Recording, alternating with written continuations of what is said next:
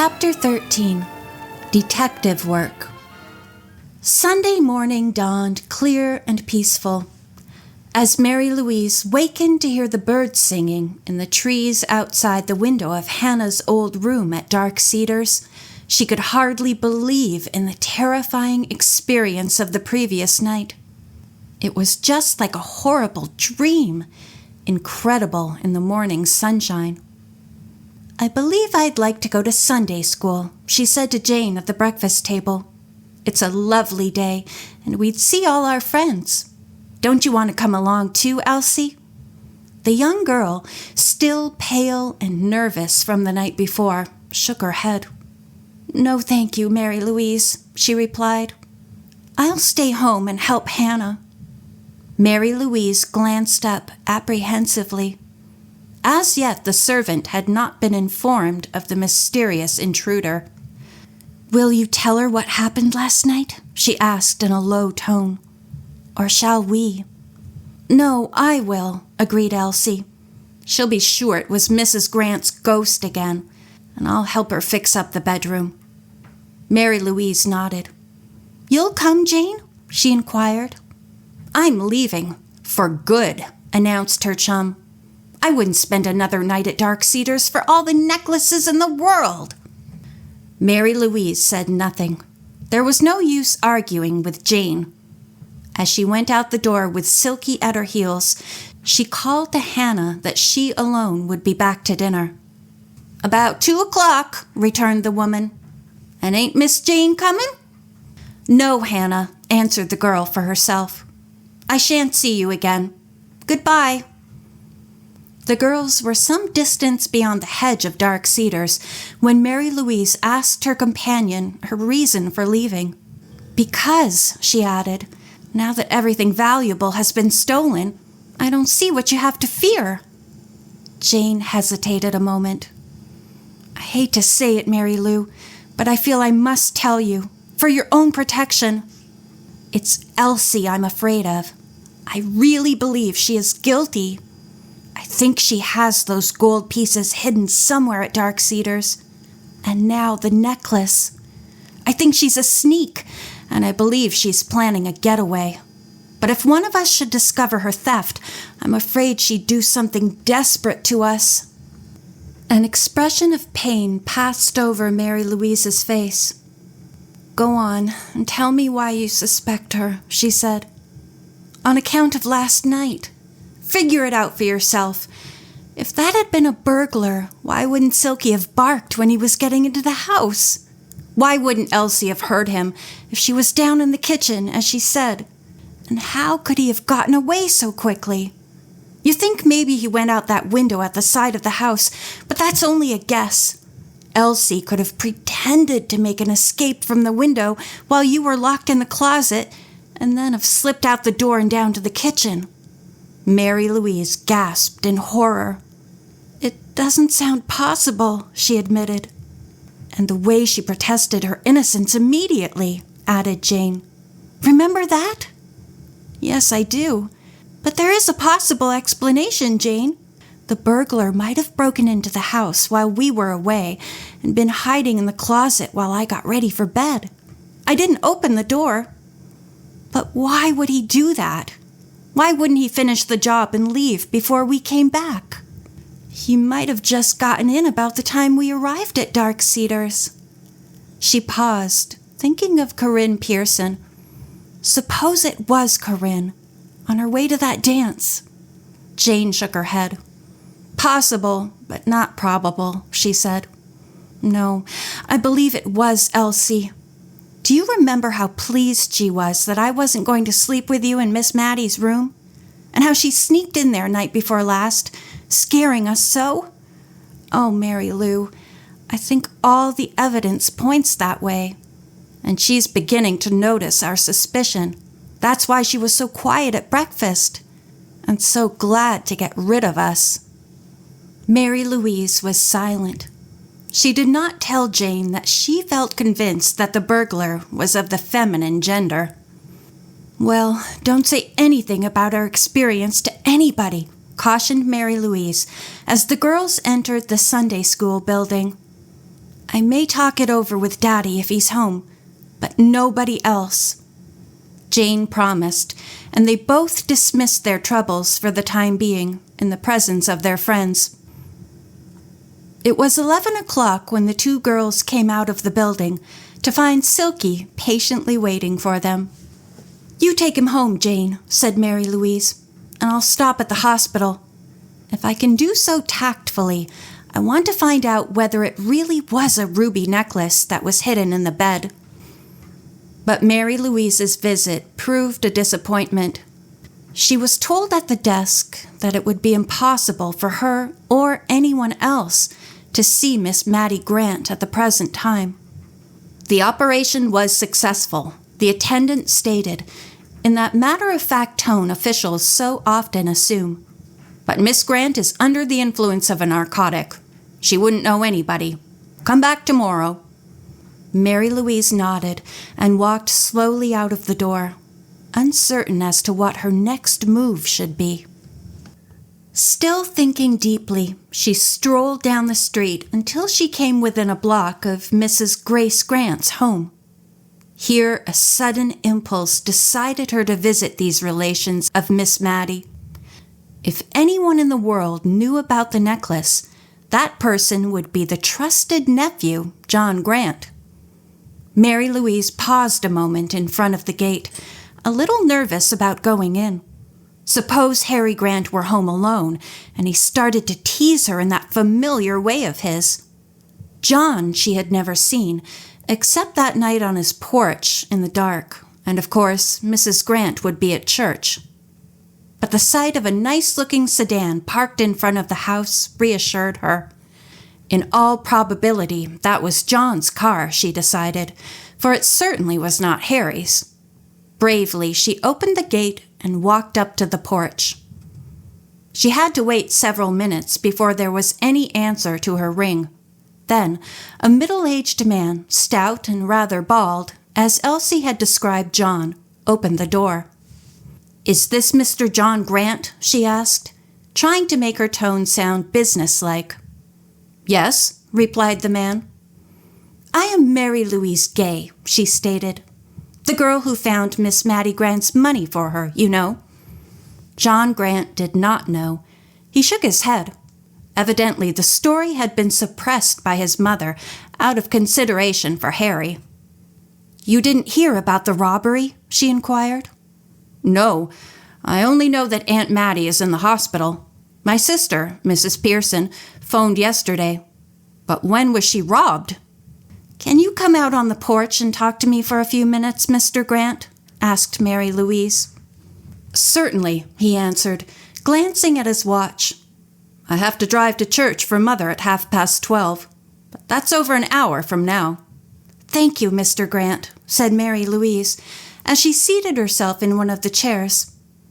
"I won't tell you the whole story. It's too long. But before your aunt went to the hospital, all her money was stolen out of her safe. My chum and I succeeded in getting most of it back, all but a box of gold pieces. And your aunt put the money and her bonds into the bank. Then, when she had to go to the hospital so suddenly, she became panic-stricken and made me promise to sleep in her room while she was away. She had something hidden in her room, something valuable, but she wouldn't tell me what it was. I'd like to find out just what it was." "Why?" demanded the man fearfully. "Has that been taken too?" Mary Louise nodded and briefly told her story of the mysterious intruder the preceding night. "It was a ruby necklace," said John. "A necklace someone gave to my grandfather, I believe. Aunt Mattie didn't know much about how he got it, but he told her it was very valuable and that she must guard it above everything else in the world. So she had it hidden in her straw mattress and told me where it was, because it is willed to me. Nobody else knew anything about it, to my knowledge." "A ruby necklace," repeated Mary Louise. "That's what the gypsy said it was. I asked a fortune-teller whom our crowd visited yesterday, and she told me. Claimed it was second sight on her part." John Grant laughed. More likely a rumor she had heard. The family knew there was something. I mean, Aunt Mattie's family. My father and my uncle. But even they never knew where grandfather got it or from whom. There must have been something queer about it, though, for I understood from my father that grandmother wanted him to give it back, and then, when Aunt Mattie got hold of it, she kept it hidden. Yes, that's what Hannah says, agreed Mary Louise. She says all this disturbance is old Mrs. Grant's spirit trying to get it back again. But I can't be expected to believe that.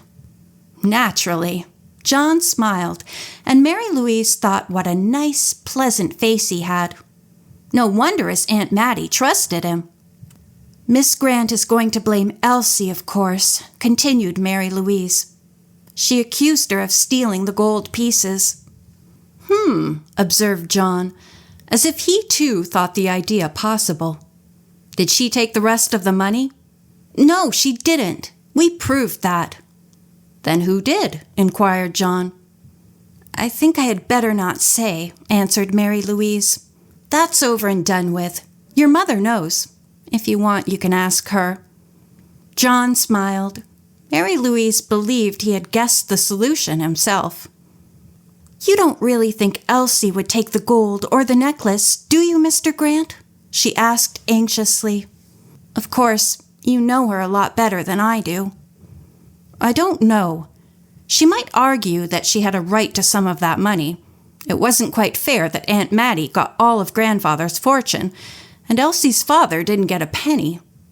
Yes, she might take it, while I don't believe she would ever steal anything else. Mary Louise shuddered. It seemed as if she were the only person in the world who still considered Elsie innocent.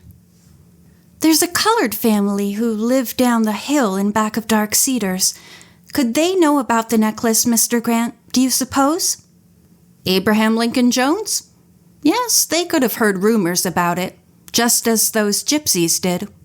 But I happen to know that man, and I am sure he is thoroughly honest. Would he steal chickens? Not even chickens. Of course, his children might. Colored people love chicken, you know. I'm going to get Elsie to take me to see them this afternoon. Mary Louise rose from her chair. I won't take any more of your time, Mr. Grant, unless you can tell me what to do. I don't like to go to the police without Miss Grant's consent. No, I wouldn't do that. If there is something queer about her possession of the necklace, it would be better for her to lose it than to have an old disgrace exposed. At Aunt Mattie's age, I mean. We better wait until she gets well. Mary Louise nodded. That was exactly her idea, too. Unless, of course, one of the family had taken it. Corinne Pearson or Harry Grant. But I guess it would be all right to speak to Daddy in confidence about it, she said, and get his advice. Your father? Yes, he is Detective Gay of the police force. You've heard of him? Oh, yes, certainly.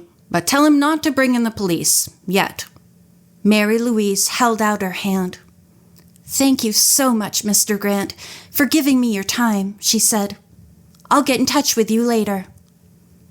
Well satisfied with her interview, she left the Grants' porch and determined to do a little more investigating for herself before she consulted her father. A little farther down the street was the home of Bernice Tracy, an attractive young woman of about 25, who had once been a lieutenant in Mary Louise's Girl Scout troop.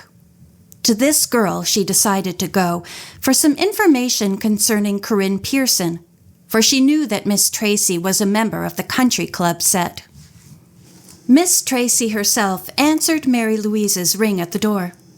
Why, Mary Lou, she exclaimed in surprise. You are a stranger. And you almost got me in bed, too. I just finished my breakfast. Come in. Or shall I come out on the porch? Oh, I can only stay a minute, Miss Tracy, replied Mary Louise. I just wanted to ask you a couple of questions, if you don't mind. And please don't think I'm crazy. I know there never was a girl with a more level head on her shoulders, answered the other admiringly. Go ahead and ask me the questions, Mary Lou. Well, You went to that dance last night, didn't you? With the country club people? Was Corinne Pearson there? Yes, she and Ned Mason ate supper with us. Why? Please don't ask me why. What time did the dance begin? About 11 o'clock. Mary Louise frowned. It was possible, then, that Corinne could have been at Dark Cedars a little after 10. And can you remember what Miss Pearson wore? Yes, a white organdy. It was very simple, but awfully nice for a summer dance. I wish I had been as sensible. Now for the final question.